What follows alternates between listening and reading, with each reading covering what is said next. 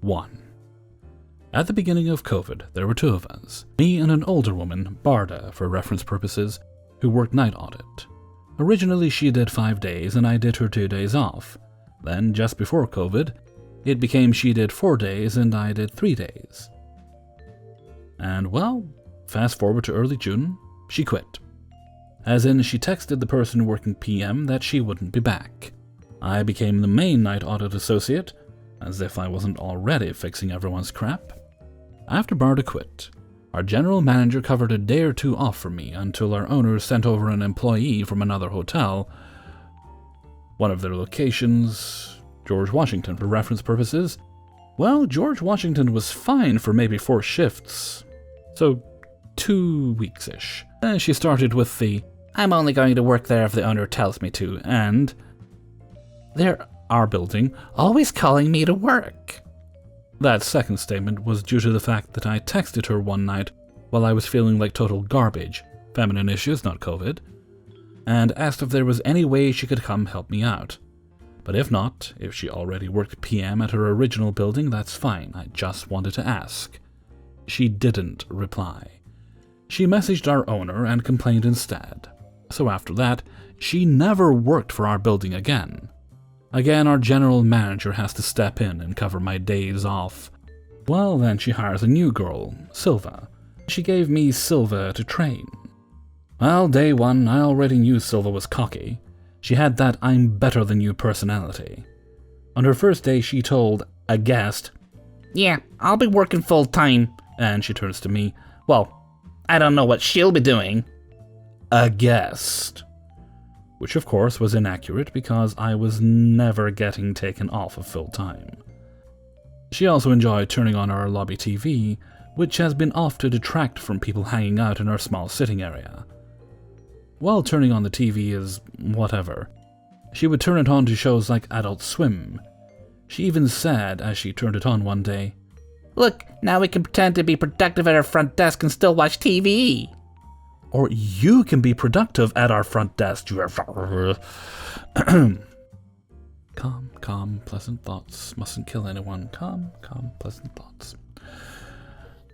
While she was still working for us, our general manager saw how she behaved and wanted to replace her ASAP. She hired Luna. So Luna trained with our AM girl one day, and our PM girl another day, before our general manager let Silva go.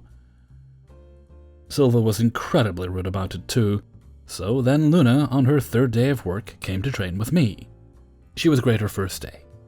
Great her second day. She was great, with minimal flaws, and I didn't hate talking to her. Until her 2nd week alone. We had a situation during PM shift where the girl working had to kick out a guy who kept trying to sleep in our breakfast area. This same guy was kicked out before by me and by other shifts. He apparently did not go quietly and then proceeded to call and harass the front desk. Remember, the employee being harassed is not Luna, it's our PM girl. Anyway, Luna hears about it and says she is uncomfortable. The PM girl tells our general manager we need security. Absolutely no hotel in our area has security. The police do patrol our lot on their nightly runs though. Our owners obviously said no due to that previous statement. Luna is apparently now afraid. A few days later, there is a situation, again apparently, where someone tipped off the police that we have a room in which people are either being trafficked or prostituted.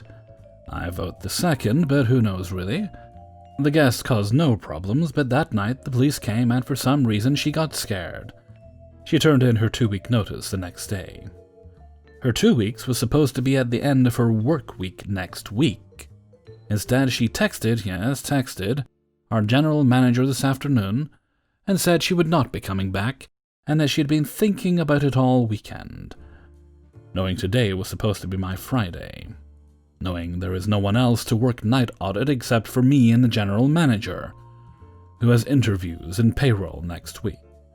Are there any other hotels out there that just can't seem to hold their employees recently? We've lost at least 6 front desk associates since the start of COVID, plus a handful of housekeepers, some maintenance men, and all our housemen and banquets employees. This is bullshit. too. Alright, for starters, I worked lower class hotels for like 4 years. I mean, I would never stay in these hotels after seeing the shit that these guests and my piss-poor management brought upon us. It wouldn't be unusual to have working girls, known dealers, even pimps staying with us, mingled in with sweet old couples, nice truckers, and your average family. Well, my boss had a strict policy with cash-paying guests. I mean, these are $69 to $89 rooms typically, $59 at the lowest unless a contracted group for extremely slow days. I mean, I've got stories, but this one comes to mind because I worked at a hotel on the same property as our slightly better class, technically different brand, sister hotel, though they were managed by the same family. This guy calls me up on the phone asking me for a quote with tax. I can still remember a $69 room is $78.89 after taxes here in South Florida. So I quote him, he gives me a name, says he's on his way. I was also on a good-sized exit off I-75 with a multitude of other hotels on our drag. Ours was always the lowest, unless you wanted to go into the bad part of town, which is also another 15 miles away. So he comes in with his girlfriend. And dude is very obviously an unsavory, not that I ever tried to judge people, I was just here to sell rooms basically, type, but you get a knack for who's gonna give you an issue when they walk in the door, their demeanor, etc. He also reeked of cigarettes when he came in, and I'm a smoker. He asks if I'm the person he talked to, and says he wants to book 2 nights. I tell him the total price, confirm room type. Well, dude whips out the exact amount of cash, and everything's cool. Until I mention our management requires a cash deposit of $100 per night for incidentals. Most times I could authorize a card, but my boss was very specific in that he wanted cash for cash-paying guests. Well, neither of them have a card with money, and this man loses his absolute shit at me. So I need an extra $200 just to stay here? I have the fucking money for the room right here. I gently and politely explain the policy, and he flips out calling me a liar, saying I was a bitch for not explicitly explaining this over the phone. Like really lost his cool with me. I told him I apologize, but most of the time our guests pay card and we just put it on file, and that he didn't explicitly mention paying in cash. His girlfriend, who looks equally strung out, is just trying to meekly get him to chill out, which has no effect. He was seriously cussing me out in the lobby and saying we were trying to rip him off. I explained what incidentals were, if he destroyed the room or there was other damage, and that all hotels will require some type of additional money for this exact purpose. Dude tells me he's never been to a hotel in his life that charged him more money than what the exact amount of room was. I called this bullshit, and texted my coworker next door to warn her of him trumping over there, and that our boss would definitely require a security deposit for them, as they were paying cash, etc. She tells me no problem. They disappear outside and try to pull the same shit on her. Meanwhile, I'm also texting my best friend, who got a job at a Schmoliday Inn right across the street as the desk agent, and we often work the same schedule about this lunatic throwing an adult-sized tantrum and screaming and cussing me out due to the deposit. She lolls and says her job requires $150 deposit a night, and she hopes he calls her up, just so she can tell him the same deal. Minutes later, he pops back up at my work, after my coworker tells me he did go over there, complaining about our bullshit highway robbery establishment trying to steal his money, when she tells him the exact same policy. It was fantastic. Then I hear him yelling outside under a drive-up to another hotel about how fucked this is, and they have the money for the rooms, etc., same spiel. When my bestie hits him with how her rooms are $109 per night, plus tax, and they also require a $150 deposit for their guests, the man was fuming. I did feel really bad for his girlfriend to have to put up with that, as she was trying to calm him down, and she wasn't rude to me in the slightest. My friend called me up mouth-wateringly to tell me what an awful person he was, and that he was complaining about both our hotel's deposit, when she also hits him with her rate info. I felt so vindicated. I'm older now and definitely would throw someone out of my lobby these days if they spoke to me like that. but it makes a decent story. Eventually, they scurried away into the darkness, and I have never heard or saw them again. None of my other hoteliers did either. I also made sure from then out to explicitly tell guests that if they were paying cash, there would be a cash deposit.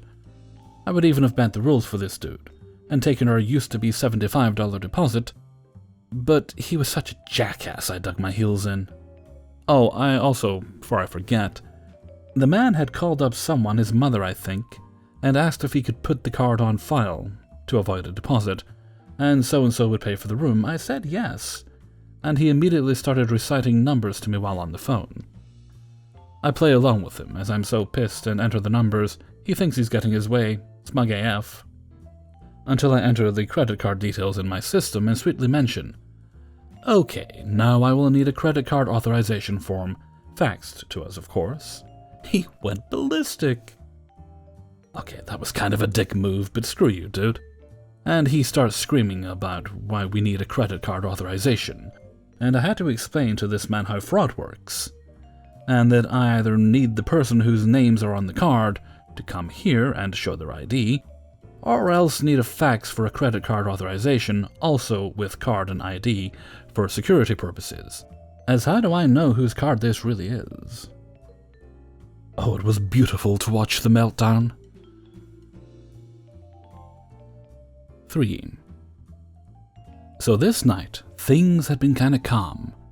We had about 70 check-ins that day and were down to about 20, and we had gotten relatively few calls come 9 p.m. when we get an internal call. I don't know if other people are like me with in-house calls, but I know that people are almost always asking for something and they always expect us to bring it.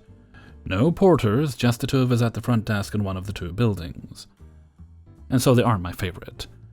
I make the 15-year-old I'm working with take the call, and he just kinda goes, "Okay, I'll come over soon and take a look." But he doesn't show much urgency, which made me more curious. Anyways, he turns to me and tells me that they told him that there was some poop in the walkway of the other building. I'm rolling my eyes because the amount of literal shit I've had to deal with this summer has been ridiculous. I tell him it's probably just an irresponsible person who let their dog shit in the entryway instead of actually going outside. But I decide to join him in checking it out since we don't have any guests at the desk. When we come through the entryway, I look around and don't see anything right away, so we start through the lobby of this building. The smell should have hit me right away, but wearing a mask blocked enough to let me get closer, and notice there's a pile of diarrhea right smack in the middle of the floor near the desk. I take a closer look, and that's when I'm smacked with the putrid smell of it. I gag a bit, and then start looking around. There's a little stream leading from the door to this pile in the front desk, and I start thinking that maybe a dog was doing the good old walk and shit kind of motion. It'd have to be a decently big dog just based on the amount. While I'm going through this, though, I notice the trail continues and continues, and it's not just one pile, but several, and I stopped at probably the third or fourth biggest clump. Trail follows around the corner and down the carpeted hallway, where the restricted airflow really helped ripen the smell. Absolutely awful. I send the kid back to the desk so I can find some cleaning supplies and get started on it. Housekeeping, though, moved all the mops for some reason, so it took me maybe 20 minutes to get something to clean this up, all while guests are coming into this building after having just checked in and coming back at the end of the day. There is no way to get to the elevator or to most of the rooms without having to cross this trail. Obviously, accidents are had. Doesn't matter how many wet floor signs I put up, no one is looking. Disaster after disaster. I finally find some mop stuff, and the manager shows up to help clean. She's gagging. I'm gagging. Children are scared. It takes us about 30 minutes just to get the masses of shit off the hardwood before we can even get to the carpeted area. So of course, now we're using a carpet shampooer to attempt to clean this carpet, which isn't the quietest thing, but we can't leave it. All in all, a shitty situation, and then guests start coming out of their rooms because it's almost 10 p.m., and they're upset why we're being so loud in the hallway. Most of them have no idea what's going on. All the while, the kid working the desk, now by himself, is getting calls about people not being able to leave their rooms, and demanding all these crazy things, and some complaining about the noise. And the best was the man who had this accident. Enough was left on our floors, I was surprised he could still walk and talk. Calls to the desk to apologize, but doesn't say his name, doesn't offer help, just says it's on the carpet in his room too, but doesn't specify the room. Called on an external phone, what a nice guy. Like I said though, quite the trail, so we already knew exactly what room it led to. I don't think it's a good idea to post a video of it, but I took one when I showed up to ask the GM for help. Sadly, he was out partying and didn't offer any assistance. Fun day. Still grossed out.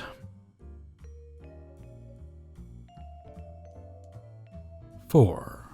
Another quiet evening in the hotel. Mostly answering phones from people with stupid questions, or grabbing towels for guests. 9 p.m. rolls around, and I have no more check-ins. 2 more hours until I'm off, so I decide to step out for a quick smoke. I put up my sign and head out real quick to my car and light one up. I never finish the smokes, just a few puffs, and put it out for later. I'm not supposed to really do this, as I'm the only staff member in the building at this time of night, but I can usually sneak out for at least a minute or two. I took a little longer on this break, about 5 to 8 minutes, because I had 0 check-ins on my screen. I come back in through the employee door, and I see a couple waiting at the desk. They look to be about 60 years old and pissed off. Usually when a guest stands there for a minute while I'm away to the bathroom or go smoke, I tell them I was taking out the trash. And most people understand. It's part of our tasks to take out a bunch of trash before the end of our shift, since we are shorter staffed these days. Like I said, I usually don't leave for more than 2 minutes max, so I had the pleasure of having this loving interaction with my new guests. Hello, welcome, how may I help you? Yes, we've been hollering and looking for someone to help check us in for 20 minutes now. I obviously know this is bull. Old people like to exaggerate their wait times. I'm sorry about that. I wasn't expecting any more check-ins for the evening, so I went to take my trash out a little earlier. Where's your manager? I'm the only employee for the evening, but management will be here from 9 a.m. to 5 p.m. almost every day. Really? There's no one else in this hotel? They seem to be growing angrier with this knowledge. Yes. Were you all trying to check in? This is ridiculous. We've been standing here for over 20 minutes. I even went back to the office and tried opening doors to find someone. This made me angry. This is highly against policy for guests to come into the back office. You're not allowed back here, sir. That is against policy. I'm sorry. I stepped away for a moment. But you had no right to do that. Well, you never know. Someone could be passed out back there. I can tell he's lying and trying to backtrack. He knows he is in the wrong here. This is when the wife chimes in. I think because of this, we deserve a couple of bottles of free wine. The tone they have been yelling at me in has been making me shake uncontrollably from my anxiety. And this was when I lost it. Absolutely not! I have no authorization for that kind of compensation. I say as I can barely hear myself over my own heartbeat. My eyes felt like they are blazing with fire now. I can give you free soda, water, a snack, or even medicine, but not alcohol. Well, this is bullshit. What's your manager's name? At this point, I'm not saying a word and just point at the display of business cards on top of the front desk. She grabbed all 3 and asked me, And what is your name? I never wear my name tag, and people actually rarely go through with staff complaints here. My name is Rachel. Definitely not my name. And last name? Garcia. Still not my last name. Ah. Okay, great. Now, would y'all like to check in? Yeah? I'm just glad there are no other guests to hear this shit show. Sure enough, these boomers were a mobile check-in. They already had the key on their phone, but I guess they weren't too tech-savvy to understand what mobile check-in means. I make them a copy of their keys, and as I'm doing this, they continue to harass me with questions like, Are you really the only one here right now? Why would they leave you alone here? Why were you gone so long? And their oh-so-kind boomer tones. As I hand them the keys, the woman asks for my name again. Rachel. And last name? Gomez. They didn't even notice that I chose a different last name this time. Okay, Rachel Gomez, write that down for me. I write it down on a sticky note and hand it to her. Well, Rachel, you're coming off quite hostile. You should think about your hostility if you're going to work in this industry. Her voice is super cold and hostile. They repeat themselves for a couple more minutes and then head upstairs. The wife calls me from the room twice just to bombard me with the same questions. And just before my shift finally ends, the husband came down and talked to me again, asking the same question, of course. You never apologized, he said. I apologized profusely at first, but as they got more aggressive, I guess I stopped apologizing and stood my ground. I'm sorry you feel that way, sir, but I did apologize, and I'm sincerely sorry you two waited. I feel a little bad for this man because the wife is definitely making it worse on him. That's all he had to say, he says quietly. He starts to walk away and turns around mid-walkaway to ask the same questions. Sir, I'm sorry, but I know I was gone for less than 10 minutes, and my sign was up informing I would return shortly. No, we waited for 20 minutes. Now that I think of it, it was much longer than 20 minutes. I know, this is a freaking lie, and I am so done with it. He tells me they are going to call corporate, and complain about me, and to my managers in the morning. I stop responding back to him because I know it will just dig me deeper into this hole.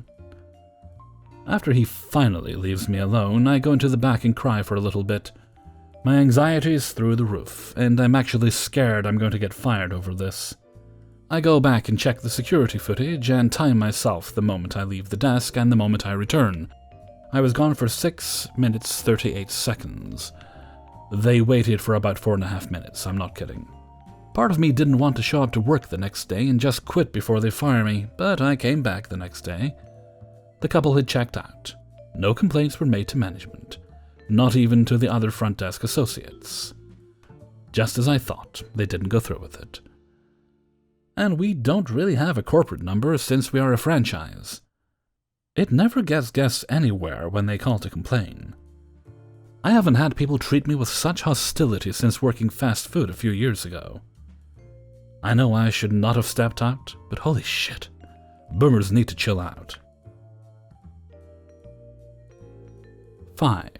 I worked at my hotel for a little over a year, and I haven't had very many noteworthy incidents.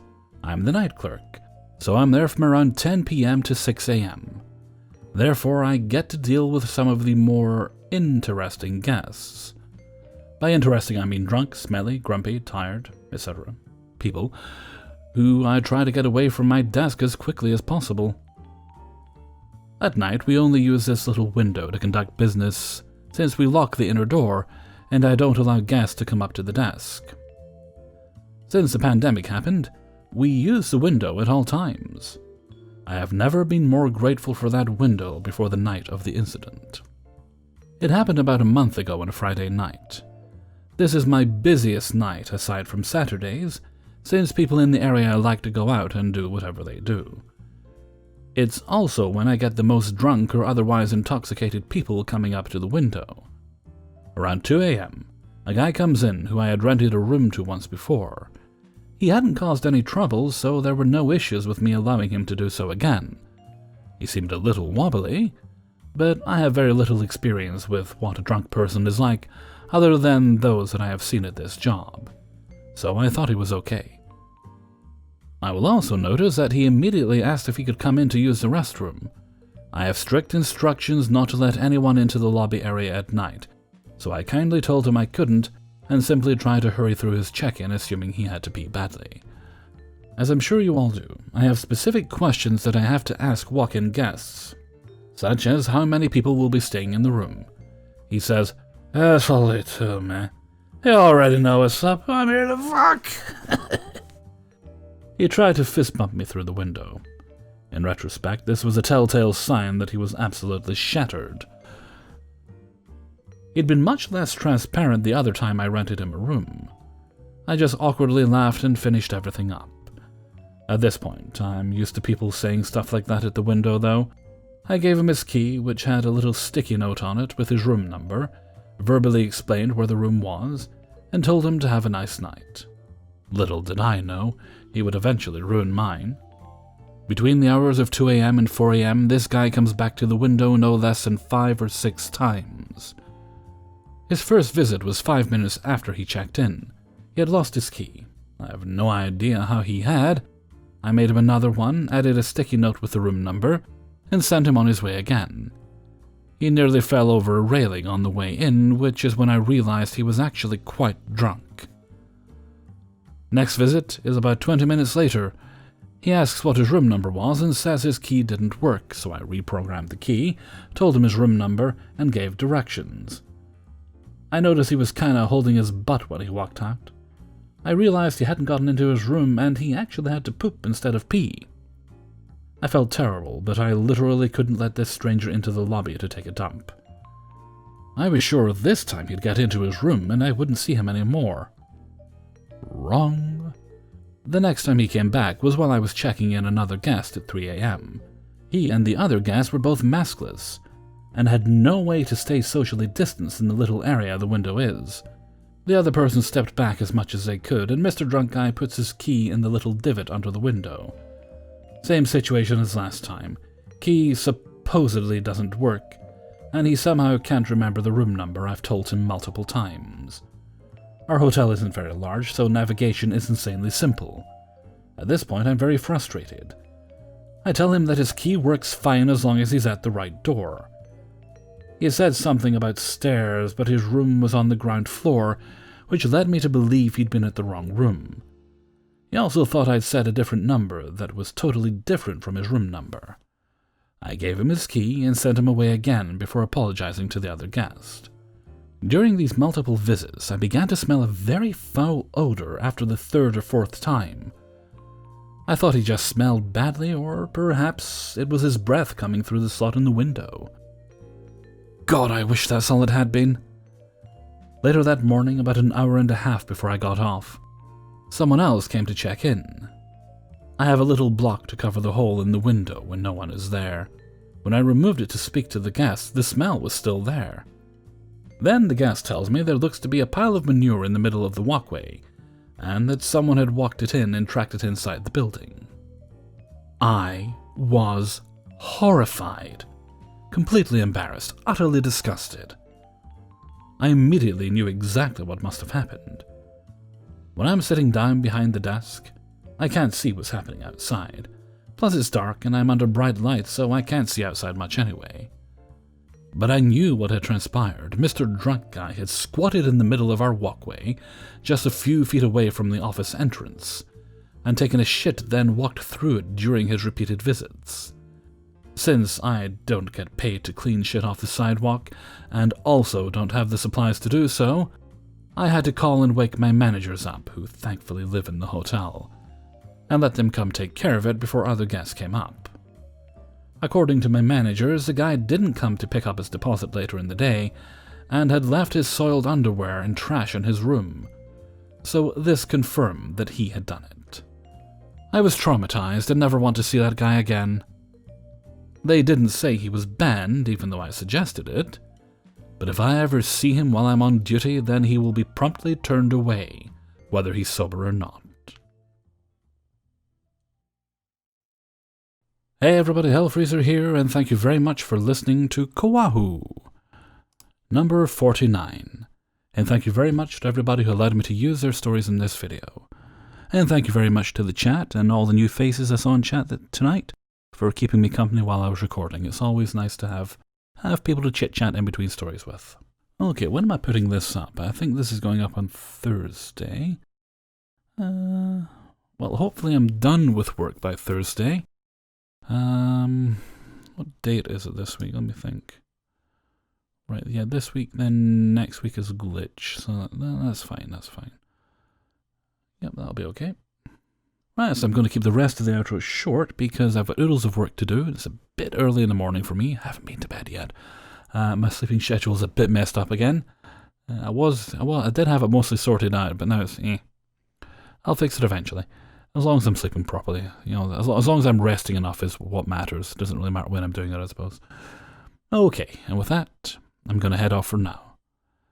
So until next time, thank you very much for listening, and take very good care of yourselves.